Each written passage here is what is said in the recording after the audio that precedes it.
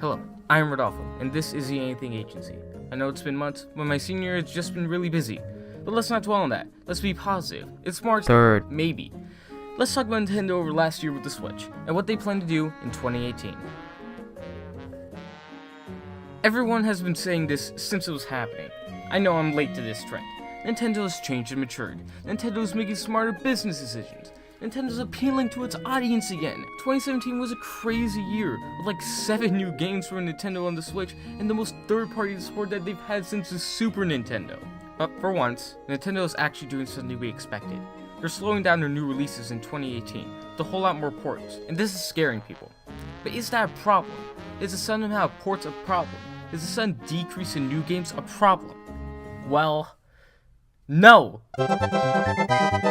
Think about it. 2017 had tons of big, new games that hit tons of demographics.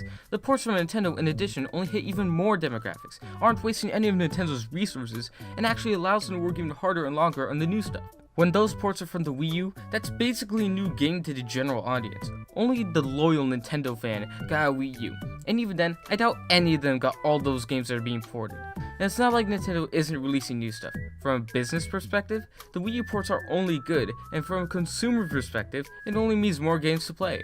I have a Wii U, but I never played Bayonetta 2, Mario Kart 8 Deluxe, Pokken Fighters, Hyrule Warriors, and I'm still not all that interested in them. But a lot of people are. And a lot of people didn't get a Wii U. But let's step back. Let's say you're only neutral about the ports, and are just worried about Nintendo releasing less games. I get that, that's a genuine worry, but just because they aren't going ham like they did last year, doesn't mean they aren't releasing new stuff this year.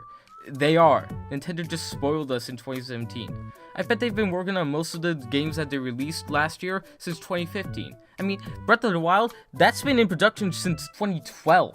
And now, they don't have the luxury of working on these games while the Switch wasn't released, when they just had the Wii U to worry about and put placeholder games on that. No, the Switch is out now. They have to work on these games while the Switch is already out. This slowdown is in no way Nintendo being careless or lazy. This is a calculated, ingenious strategy. One thing I learned in economics is that it's simple and complicated. Nintendo started the Switch's first year strong, which made a lot of people want to buy the Switch, which made a lot of third parties interested in the Switch. Because of this, I think Nintendo should slow down their releases. If they don't, their games will either drop in quality, or if by some mystic witchcraft, if they don't drop in quality, they'll drop in sales harshly.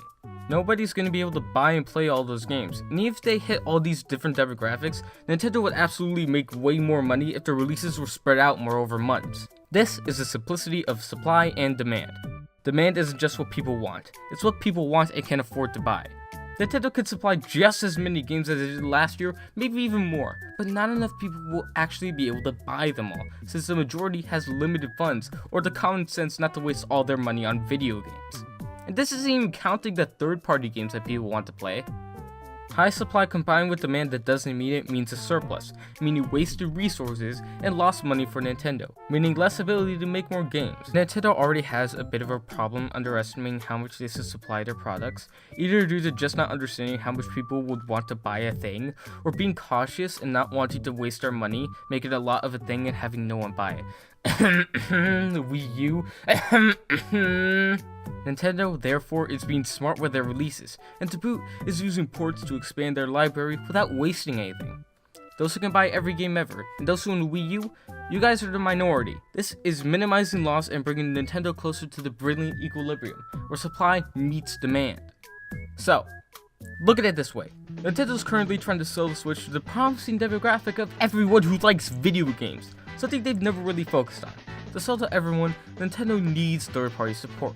To get that, they need to start round 1 as strong as possible to get companies interested. A consequence of this is that round 2 is going to be noticeably weaker. To counter that, well, Nintendo should have enough third-party support that they get from round 1, which they do have and which will continue to grow with actual new releases. And that gives them enough time to keep things steady for rounds 3, 4, and 5. Yeah, it won't be nearly as strong as round 1, but in combination with all the third-party support they must have, it should be more than enough to keep the library incredibly diverse and constantly growing. If this is what Nintendo is doing, I think it's an absolutely brilliant tactic. Nintendo is playing the long game here. The Switch is very unique as a handheld console hybrid, meaning ports are way less of a deal than they would be with any other console, especially considering the Wii U ports. 2018 may slow down, but we're still getting plenty of new games, like Kirby this March. We aren't losing anything, and as a big fan of Nintendo, I can't wait to see what they're going to do next.